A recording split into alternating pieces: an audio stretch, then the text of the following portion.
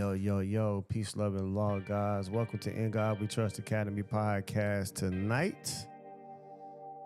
Give thanks for each and every last one of you for your participation. As always, you guys could literally be doing anything, but right now you're choosing to rock with me.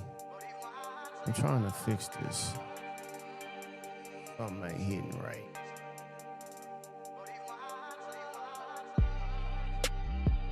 There you go. Now we hitting, all right.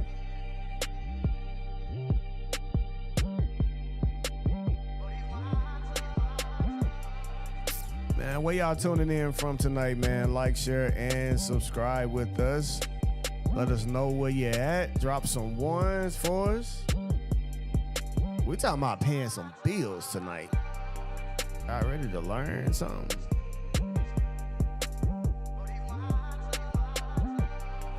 Let me show you some things tonight.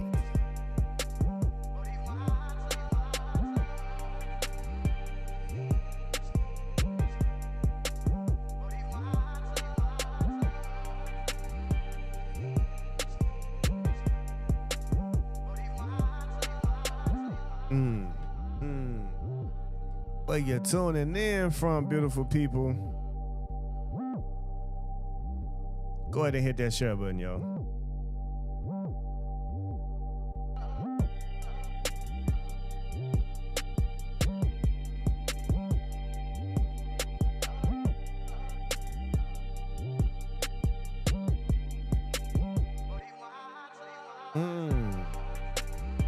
Appreciate you, DBA Ronald. Thank you for sharing the live.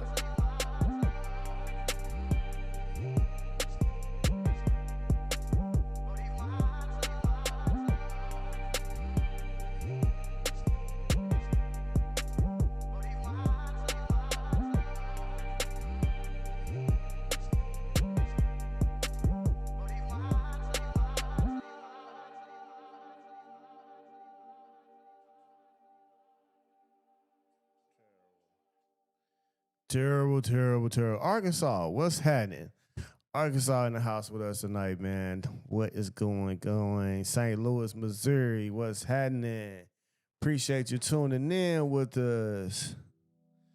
Got something to talk about with you guys, man, for real.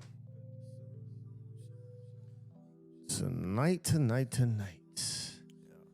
I'm going to be showing you guys, or speaking to you guys on literally how to discharge or pay your bills according to satisfaction, which I have done myself. And if you can see the screen, you will be able to see some of the things.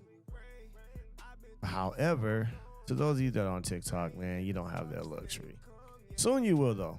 I'll make sure you get there. Make sure you get there. So let's talk about it, man. Paid in full October the 25th, right? And we're going to literally be coming from a perspective of where I literally discharged a bill using a $25 money order. And using that money order according to the rules of a court of satisfaction and other UCC methods, and also according to federal law, that I was able to fully discharge the bill, as you can see, and made them settle with me out of court and fully receive the full title in hand. Now, this is not just something you can just do with auto loans. You can literally apply this method to any form of bill. And you just really need to understand the rules of what a court of satisfaction is. Right? But before we continue forward, everything that you guys hear from this point on is for educational, religious purposes only. So anybody seeking any form of legal advice, please do seek a legal advisor, as it is my religious duty to speak my religious truth and experiences with you guys today. That's what we here for. So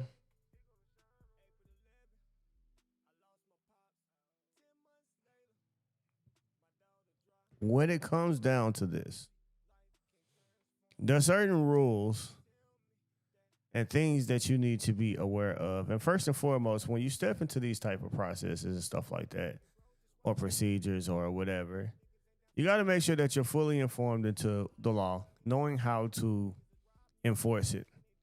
All roads leads to courts. And I'm going to say that because if you cannot settle the matter privately, you have to be able to go to the court publicly to settle the matter. It's not really hard. It's not hard to do at all.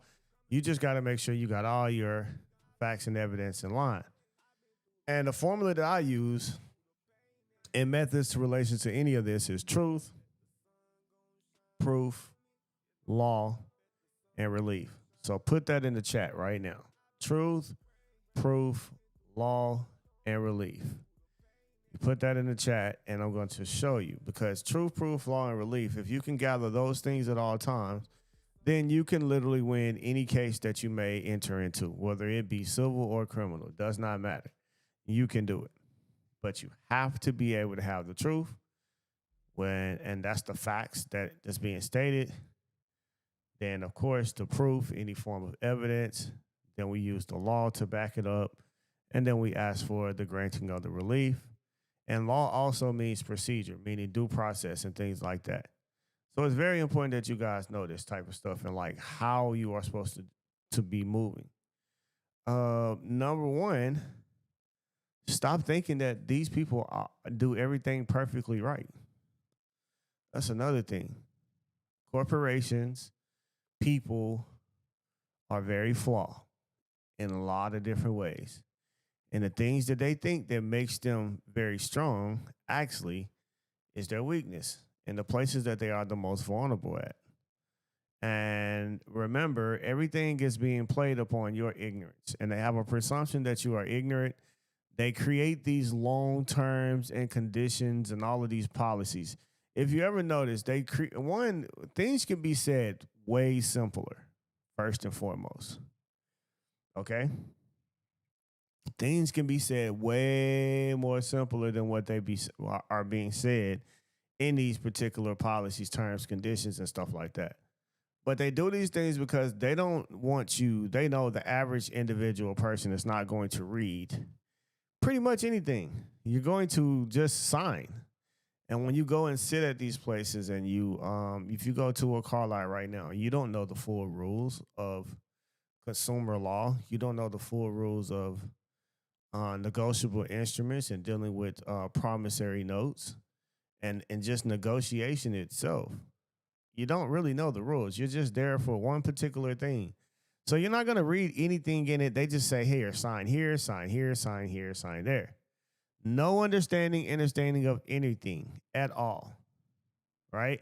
And then they even have it at the end to where you sign off saying that the individual went through all the contracts and explained everything to you and that you understood. And you sign off for that too. But the truth is you don't know. You don't know shit because most of you guys are paying down payments. Well, it's just not necessary in a credit transaction, right? At all. A consumer credit transaction is no need for any form of Federal Reserve notes or cash to be involved. None whatsoever, right? So these are things just to be aware of when it comes to, stuff like this and dealing with these type of processes. Just reading. Read till you fully understand it, and don't exercise it until you know exactly what you are doing, right? So for myself, I was dealing with this bank for a minute, and when I was, moving around with this particular bank, trying to do stuff and operate in the right manner, they just, didn't really want to comply with a lot of things at first. But I knew I had to really, if I really want to win this, I have to study to the point to where I can make it to where they can't say no. And that's my thing. I focus on putting you in a corner to where you have to accept. And most of you don't know, when you sign a loan, you create a promissory note. A written promise to pay that is a negotiable instrument, and if it meets the UCC requirements, right?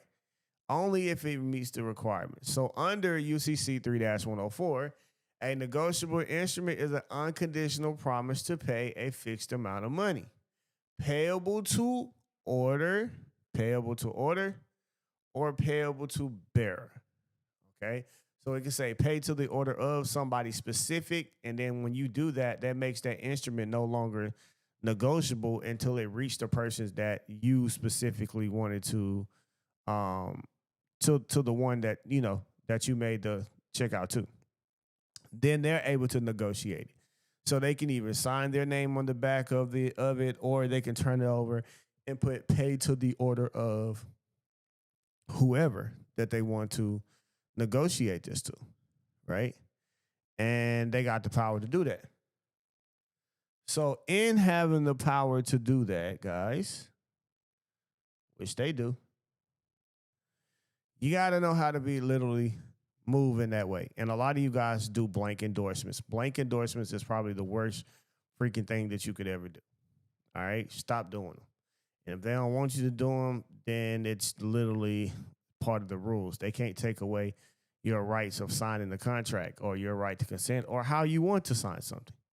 All right? So because the note is negotiable, it can be transferred and enforced by whoever qualifies as a person entitled to enforce it. So, which includes the holder, a non-holder with holder's rights, or even someone entitled under the lost note rules under UCC 3-301. So if the transferee took the note for value in good faith and without notice of certain problems, that party may become a holder in due course with special defenses protections under UCC 3-302. In practice, that means the party asking you for payment might be the original lender, a servicer, a debt buyer, or trustee for the investment trust. So what matters legally is whether they can prove enforcement under Article 3, not whether they are the original lender. So they have to be able to prove enforcement. So you got to know this. So promissory notes don't have to stay with the original lender. Article 9 expressly covers sales of promissory notes and other receivables. So consumer and commercial notes are routinely assigned, sold, or securitized under Article 9, right? So the back office movement changes who has the right to collect, but not what you owe.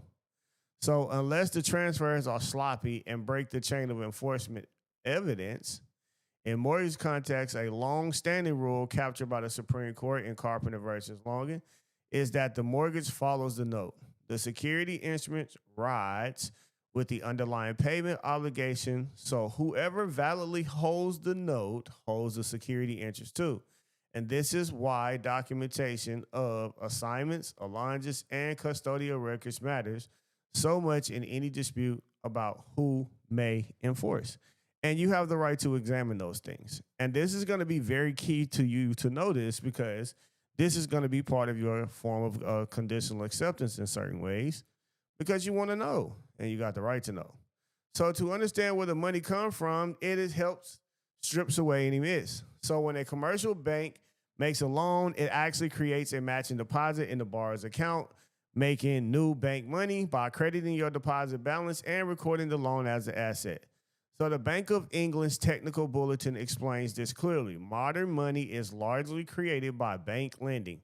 Banks are not just intermediaries shuffling pre-existing deposits.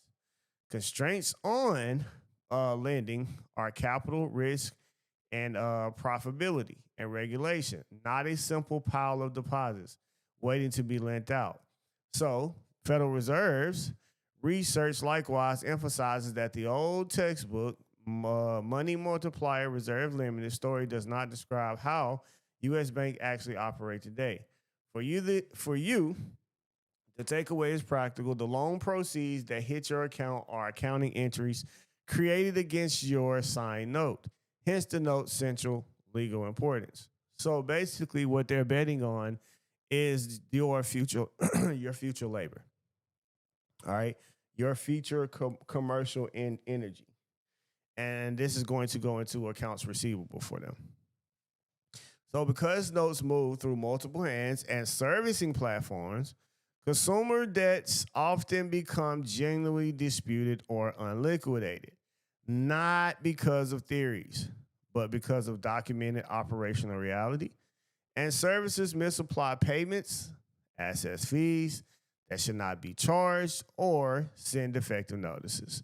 The Consumer Financial Protection Bureau has repeatedly identified illegal junk fees, misposting of payments, and violation of error resolution rules and supervision and enforcement work. For mortgages, federal servicing standards give you formal error resolution mechanisms for credit cards. The Fair Credit Billing Act and Regulation Z include dispute and correction procedures with timelines and consequences if the creditor mishandles them all, right? So all of this is why the amount owed or even who is entitled to collect often becomes a bona fide disputed, and why precise accounting and chain of title proof matter before any enforcement. So legally, a promissory note is the enforceable promise. Article 3 sets the rules of the road for what can enforce and on what evidence. Article 9 confirmed notes can be sold or pledged as collateral, and well-documented regulatory findings shows that fees, servicing errors, and transfers routinely create a real dispute about balance, charges, and standing. Understanding this framework is not a philosophy, it's the black letter pathway you use later when you open a record of dispute, demand strict proof, and tender a conditional instrument in good faith to resolve a disputed or unliquidated claim under UCC 3-311.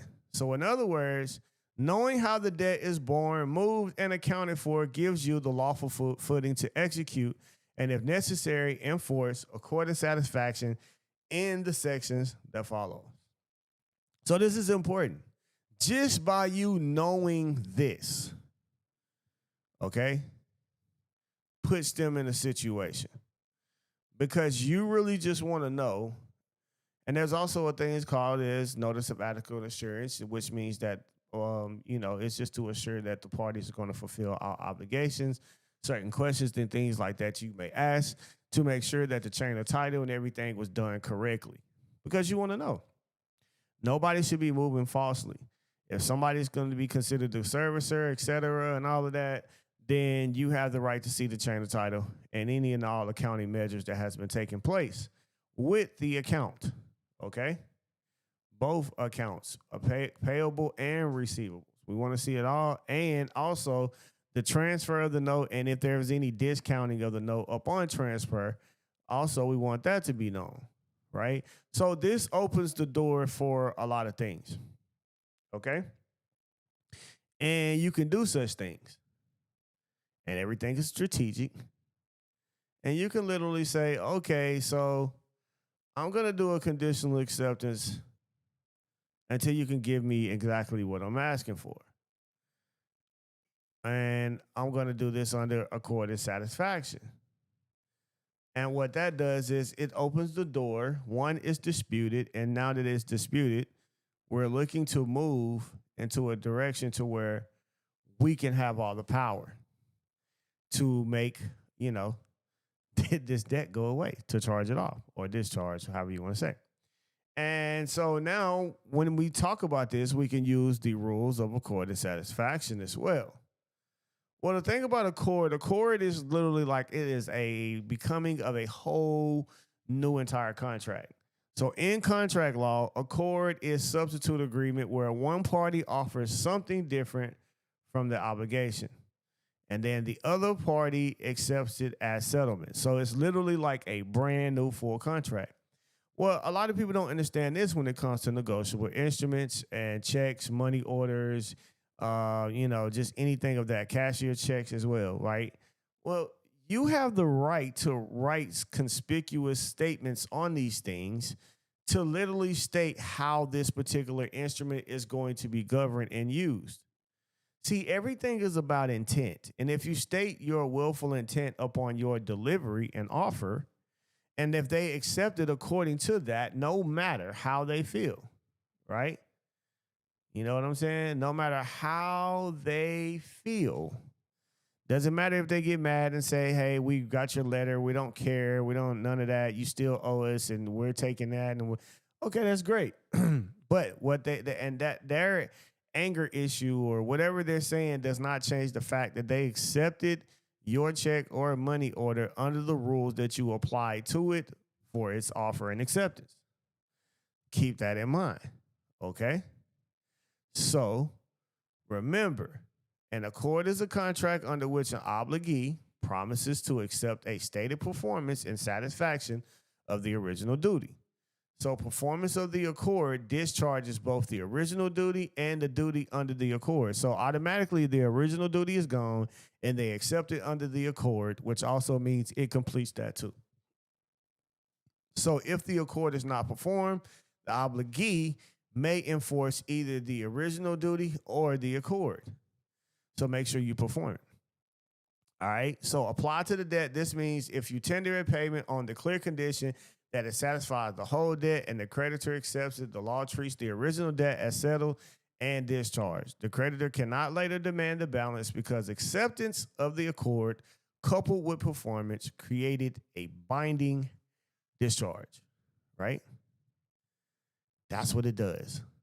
So, what you're looking at on the screen here, it's pretty much something of the same thing that I have done or did do. And I really just went at them. And you can see here their lawyer was hitting me up, trying to get me to settle, and just had gave me a list of things to settle because I had took them to court. And I, like I said, I did it. And I had to be patient though. You know, I could have jumped the gun a little bit, but I didn't. I was patient. I didn't say anything. I didn't argue because you just got to let them do it. See, a lot of y'all try to argue with these people and all of that, but if you follow the rules to the T and you did everything according to the rules to the T, then there's nothing they can do. So I got away with doing mine with a $25 money order. But me personally, I would say pay your bill like you normally pay it and then apply the method because they're going to be easily to accept it anyway. Right? And one of the most times that they will be even more eager to accept it is when you owe them. Boy, people will accept any money when you owe them. Like, and I'm serious right now. Let's say for real, like you owe somebody some money. And I'm gonna say this because they play on like the law, the people itself is gonna play on your ignorance. But if you was to owe somebody some money or something or whatever, you can do the same thing. You can go literally get a check and write out to them for how much ever money that you're going to send them. Right? You see what I'm saying? Like how much you want to send them, right? So you can really write it down, put it in a letter, and stating that this is for accord and satisfaction of all debts and obligations, right? And if you do that, and that this is being governed according to the rules of accord and satisfaction under UCC 3-311 of that particular state, and yeah, hand it to them. They'll probably, even if they read it, they wouldn't even care because I know people just want the money. They ain't caring about none of that stuff. They finna go straight cash it. And my point is, corporations do the same thing. And when they cash it, it's over. It's nothing. And I mean nothing. Nothing they can do at all. And that's something that y'all got to start seeing and recognizing that it ain't nothing they can do. Nothing at all. So let me show you something. Let me see if I can find it.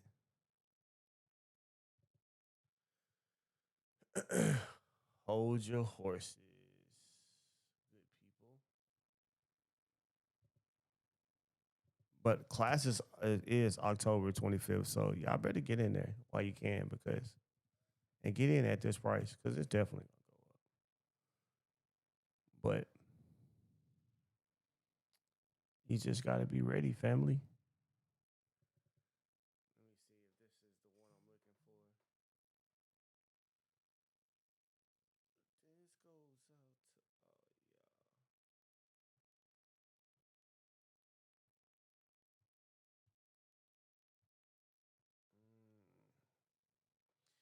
deposit a player's financial asset to a member bank or a trust. I guess I'm not. I don't. I'm talking about a court of satisfaction though. Something that you can just stick to the rules because people get out there making those negotiable instruments. And I'll tell y'all, if y'all gonna be out there doing those negotiable instruments, man, listen to me. You better make sure you put on there void where prohibited by law because that takes away the willful intent of forgery. So let me see. I'm trying to find the last thing that I sent to them.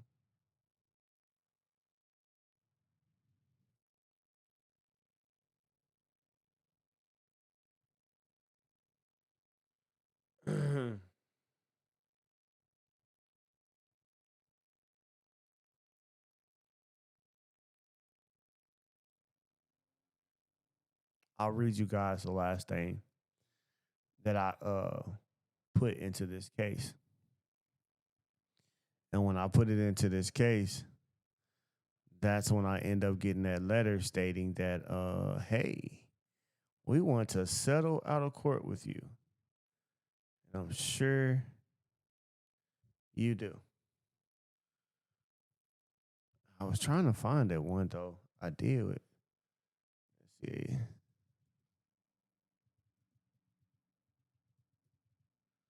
Let's see if I can find it. The one I sent to him. This goes out to it's been so many times. I gotta really go. Y'all ever got so much stuff in your folder and it's just like a lot? It's kind of how I feel. Like it's a lot in this folder. And this terabyte I got, it's a lot. Whole lot of stuff I didn't accomplish and did and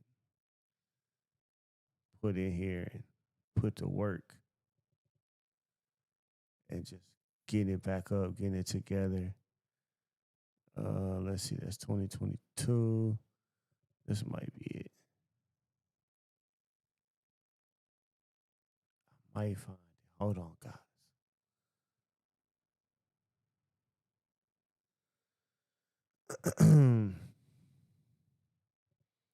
I was doing a whole bunch of work. I got y'all. Just be patient. Be patient. If you leave, you're gonna miss your blessings. That's on you. It's on you.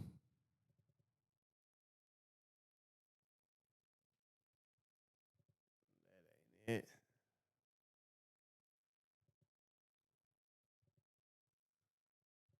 I'm gonna find it.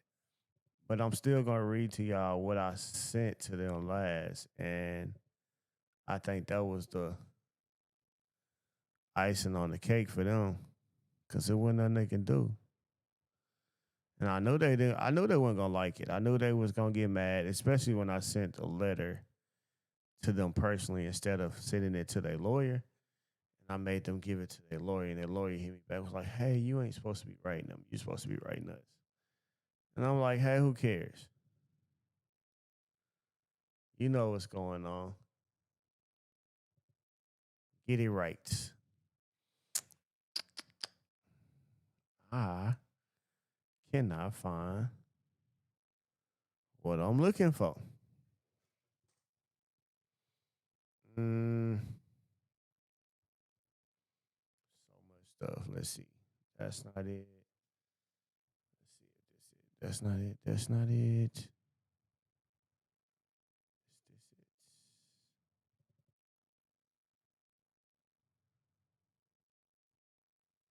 Oh, okay. This ain't it, but we getting close. But I'm about to just read y'all this part because this is what I said. So basically, I sent saying that the defendant keeps alleging that there is some form of debt. I demand for the defendant for the record to show proof of the original negotiable instrument in order to enforce it according to UCC 7 3 301. It says, I demand for the defendant to show proof of the original negotiable instrument was not voluntarily destroyed by way of securitization, pursuant to UCC 7 3 604. I demand the defendant show proof the United States Postal Money Order with the statement in good faith, in accord, and full satisfaction for all debts and performance and obligations was not accepted by the defendant according to the provisions of accord of satisfaction. As proven in document on page 9, defendant accepted the money order pursuant to the provisions that was written up on the instrument. Once accepting the provisions of accord of satisfaction, this is a dispute and declares a new contract between the parties. A new contract is substituted for an old contract, thereby discharging an obligation or cause of action, which is settled and must have all of the elements of a valid contract. The new agreement is the accord, and the subsequent performance of the new agreement is the satisfaction.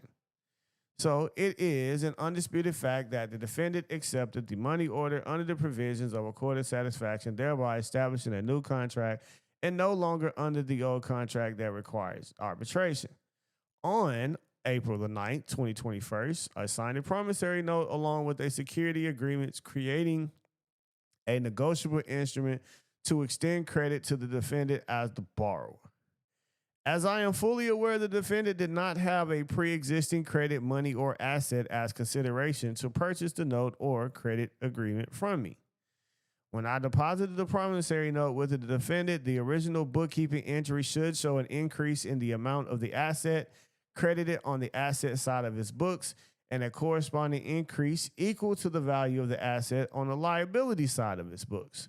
This would show that the defendant received my signed promise to repay as an asset, thus monetizing my signature and creating on his books a liability in the form of a demand deposit or other demand liability of the bank. Securitization is a process where promissory notes are turned into securities or bonds, then sold to investors. The purpose is to provide a large supply of money to lenders for originating loans and to provide investment for bondholders. The procedure for selling of the notes is to create a situation whereby tax laws are observed and whereby the issuing entities and the lender are protected from either entity going into bankruptcy. In order to achieve this bankruptcy remoteness, numerous true sales of the loans occur in which the loans were sold and transferred to different parties during securitization. A true sale of the loan would be a circumstance whereby one party owed the note and then sold it to another party. An offer would be made, accepted, and compensation given to the seller in return for the note. The note would be transferred and the security agreement assigned to the buyers of the note with an assignment or transfer made every step of the way. And furthermore, each note would be endorsed to the next party by the previous assignee or transferee of the record. So that means there has to be a chain of title. You see what I'm saying? Has to be a chain of title is what that means. So auto loans have been and are being bundled into an auto loan asset-backed securities and sold to public as solid income producing debt investments similar to corporate bonds. They're marketed as secure products offering above average interest, but while a bond may be backed by an issuing company's income and asset, these auto loan asset-backed security products are backed solely by a pool of auto loans. The loans are bundled and the rights to receive the payments generated by the loans are sold to investors. The investors receive a monthly payment principal to repay the borrowed money at interest or coupon, which is the interest rate paid on the bonds. Since the note has been securitized and given to a trust to provide a stream of income for investors, it follows the note was voluntarily destroyed by verification that any depositors were paid. As a matter of law, where the payee and the owner of the promissory note has voluntarily destroyed the same, he cannot recover judgment against the maker either upon the note itself or upon the debt which the consideration for which the note was given. Booth versus Smith says that once converted and sold, it is impossible for a promissory note and security agreement to ever be whole again, existing as a negotiable instrument. That is to say, once converted into a stock or security or securitized, the act of conversion impairs the validity and enforceability of a promissory note. It is destroyed and ceases to be secure asset or negotiable instrument tied to any collateral or debt obligation. In the essence, In the essence, the note is destroyed and thereby, under multiple rulings, is nullified, and the underlying evidence and legality of the debt obligation secured by the note is voided whether or not the obligation has been paid. All right. So the security is or not backed by the security agreement because when the note was bifurcated from the security agreement or otherwise voluntarily destroyed at the time of conversion to securities, the security agreement is either satisfied or nullified. There are no other eventualities. So literally, guys, there is nothing. It's either satisfied because remember, all depositors were paid, or it's nullified because once you do it, there's a separation and you can't enforce it. You can't enforce it. All right. So just in knowing that, right? So unless you are the holder of the original note and security agreement, you do not have the power to enforce the note according to UCC 3-301. And since the note was destroyed by way of securitization or otherwise placed in trust in which it cannot be removed, you do not have possession to enforce the instrument according to UCC 3-604. After destroying the instrument, all debts and obligations are now fully discharged. So all coupon notes, securities are mailed to me, and as I am the security holder with the right to enforce the instrument, as equitable creditor beneficiary of the note, I deposit was securitized and transferred to a trust to raise capital funds. I have a right, beneficial use to enforce securities, bearing my name and showing proof I am the beneficial owner of value funds upon you as the promisee. But claiming there is an alleged debt when the note was destroyed by way of securitization, therefore fully discharging all debt between parties, according to UCC 3-604. So just know, this is fraud and misrepresentation of material facts, the character and the legal amount of the debt. This is an ultra virus act, usurping powers that are not within your charter nor authorized by law. Any false representation or material facts made with the knowledge of falsity and with the intent that it should be acted upon by another in entering into contract, which is so acted upon, constitutes fraud and entities party deceive to avoid contract or recover damages.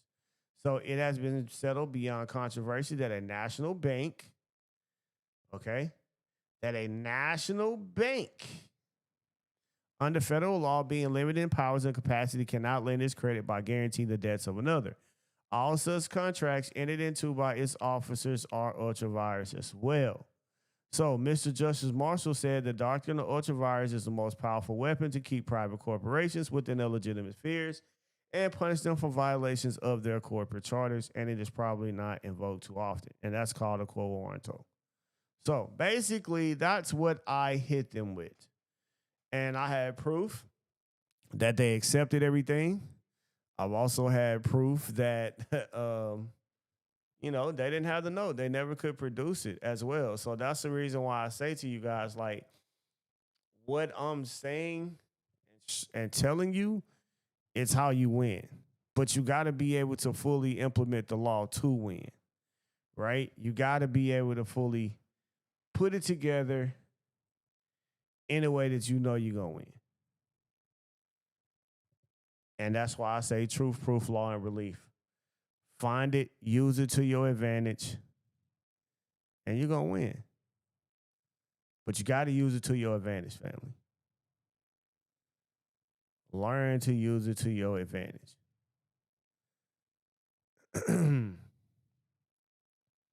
No other way. But that's how I end up. That's how I end up getting everything, dismissed. And I mean, no, not dismissed, but we made an agreement that I would dismiss the case against them if they agreed to, if we found a settlement, and we did. We found a way to settle, and we won. I would have did a whole lot more, but again, like I say, my mother was involved too, so quick as possible for her as she wanted, and I did. But I told her we was gonna win a long time ago. She just didn't understand how. But I told her we're going to win. Don't worry about it, because I already know I know what to do. I know what to do. I know what they did. I know what they can't show. I know what they ain't gonna show up for.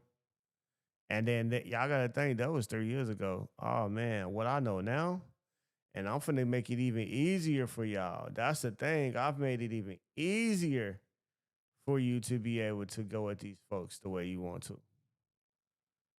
Uh huh. So make sure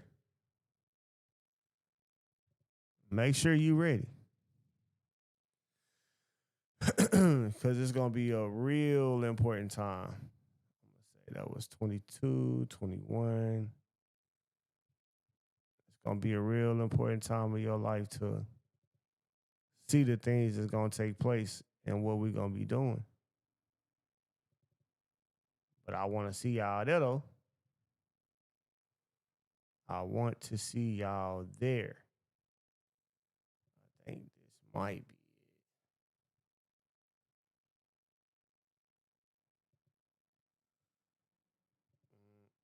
it.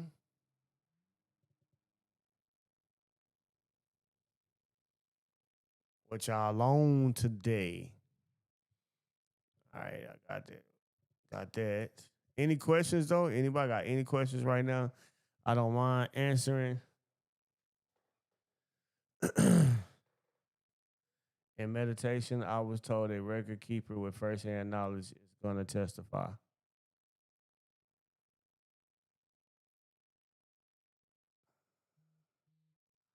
How would you get someone out of jail for doing UCC 1 2 years ago? They took lien off and they came.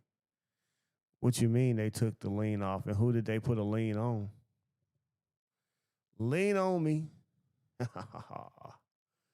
Who did they put the lien on is the question.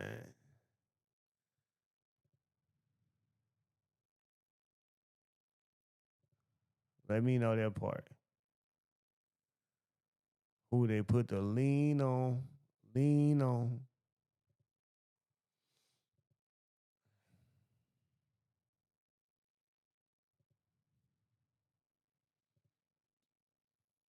So all you gotta let me know. Who did they put the lien on?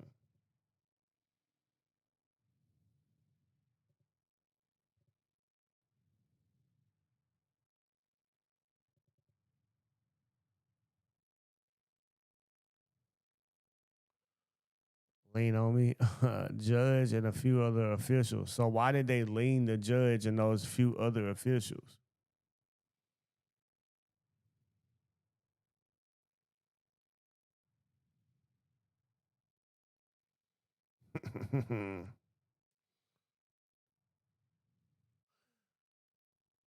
Yeah, here you go. I sent the remittance and I sent the money order.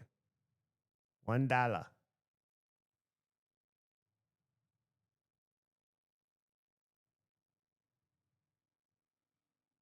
Okay. Yeah, here you go. Remittance by tender. Court of satisfaction. And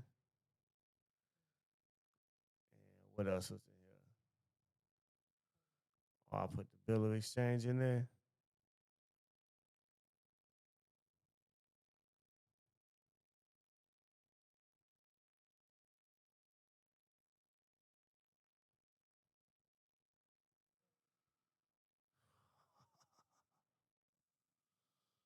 It's crazy though, because they said we do not.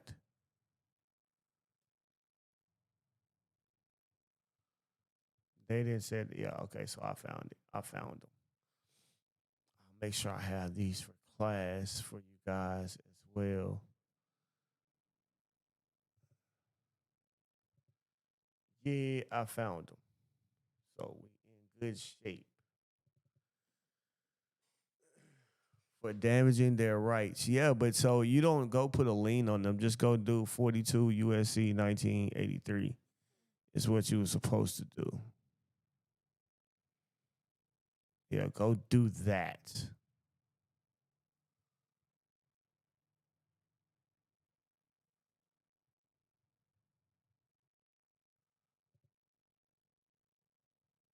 That's what you wanted to do. Yeah, you gotta sue them folks. You can't be playing like that. Putting liens on them and all this stuff ain't gonna really do nothing. And if you put a lien on them, you gotta put a lien on them for them to perform an obligation that's dealing with some form of trust or something like that. You just can't make them a debtor and not give them a way out or something. A lot of people do that. So,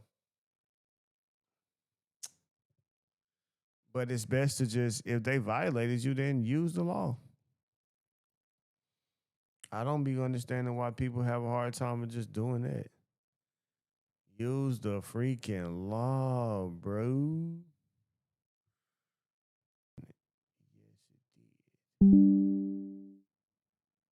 All right. I found it. All right, we good. So yeah. I just wanted to make sure because I'm gonna make sure I show y'all this in class too. Cause I just found the what's the name as well. I want to use this method to get rid of my car note. Is there a possibility they will repo the car during this process? It's my only form of transportation. And that means the point is this though, like this is just my question to y'all. Are you still paying your car right now? Do you owe on your car right now?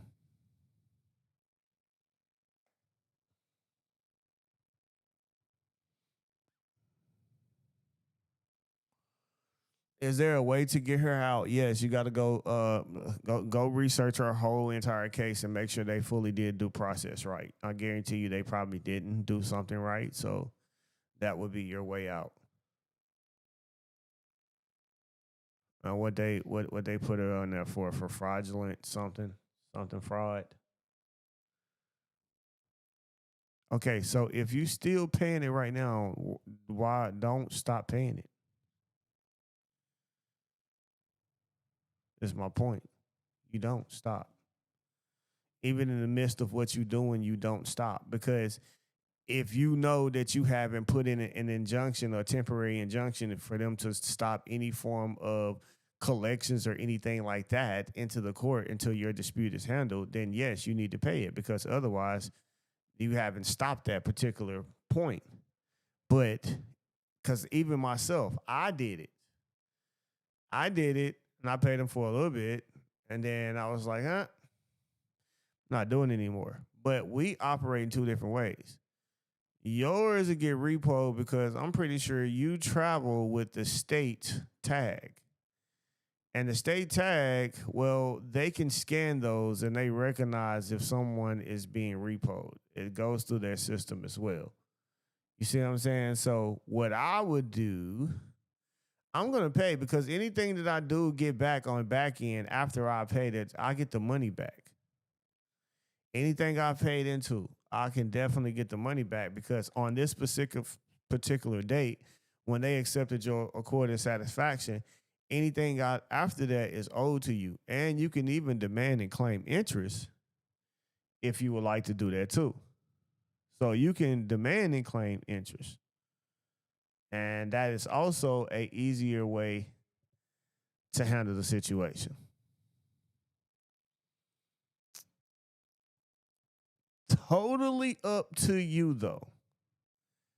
Totally up to how you want to do it. But it's a simple method.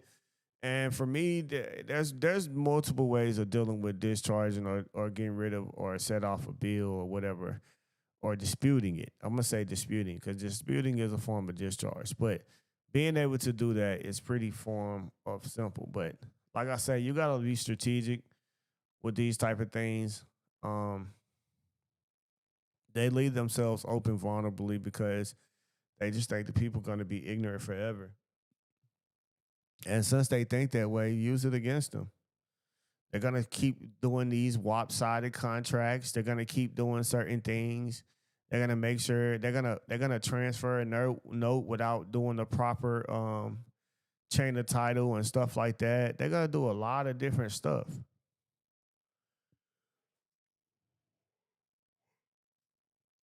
They're gonna do a lot, guys.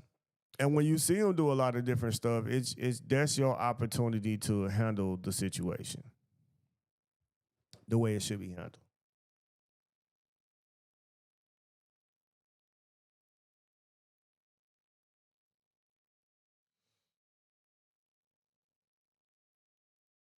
So know that. So if you're interested in doing this, guys, come join. Come on and join us. October the 25th, there's two tiers. There's a VIP tier and there's a just a regular tier where you donate. It's 200 and 400. The VIP is 400, but it also comes where we'll be doing a 3-hour workshop together to make sure that everybody that's in the VIP fully have all of their paperwork ready to go. And it's come with this ebook that you see, paid in full. This ebook already has everything in it, though. Has pretty much all the things that you guys are going to be needing, especially when it comes to templates and stuff like that that's in it as well. So you know exactly what to do. And it's also, I think I'm gonna, if you don't have it, more than likely I'll put this certain class with it as a bonus because you're going to need to learn how to go sue. So it will be a bonus. And if you already got it, if you already got the bonus class, no, you can't pick nothing else from me. Just accept it, take it, say you already got it, be happy, whatever. But I'm not putting nothing else with it for just to change it for one individual. Not doing it. But I see it has what? Let's see, we got. Okay, yeah, it's got all kind of templates, motion to dismiss templates, how to do the accord and satisfaction templates. Yeah, so it's all in here. All of it's in here. Okay, and if they take you to court based upon you not paying something else, whatever, then yes, you can still use your discovery tools and things like that to win the case. But always got to send a notice of accord and satisfaction. You have to do it. There's a certain amount of time frame. Okay. You also can do a notice of adequate as well. So it's got to still make sure that it's in your favor. And that is our main objective, is to make sure that it's in your favor and that you win. Right? Now, the only way you don't win is because you fail to operate the procedures properly. And that means the law itself, because that's all we're using. We're not using nothing but the law. We're using the UCC of whatever particular state. You cannot use, the federal don't have a UCC. Okay? Even though I did sue in, but they were bound by contract according to how I used the particular instrument. Right? But the federal has not declared the UCC as a statute, as a law, but all states have adopted the actual UCC, and they had to because this was the only way that they was going to be able to accept the Federal Reserve notes, which is a form of a negotiable instrument because it's always payable to the bearer. So whoever bears that particular dollar is payable to it both in legal tender as both public and private debts. So you have to look at it from that standpoint. But that was the only way the state was going to be able to accept it, because otherwise they could only deal with gold and silver. So they had to deal with a statutory law to be able to accept these negotiable instruments. So, again, hope you guys are excited about this class because I really am. We got till the 25th. You got to the 24th to actually register. 25th we'll be doing on the class, and we're going to go in on it. So if you want, as you can see on the screen, if you want to be able to get your title, your deed of trust, or the lien taken off your house from a mortgage or whatever the case may be, this is how you do it. Got somebody trying to come after you for something, whatever. There's ways that you can do it. All right. So just to let you guys know that, man, I appreciate you guys and your time tonight. I'm about to get up out of here. As always, peace, love, and law. I'll get with you guys first thing in the AM and we'll chop it up a little bit more. Gonna do something a little special for y'all, but always, man, stay in tune with us.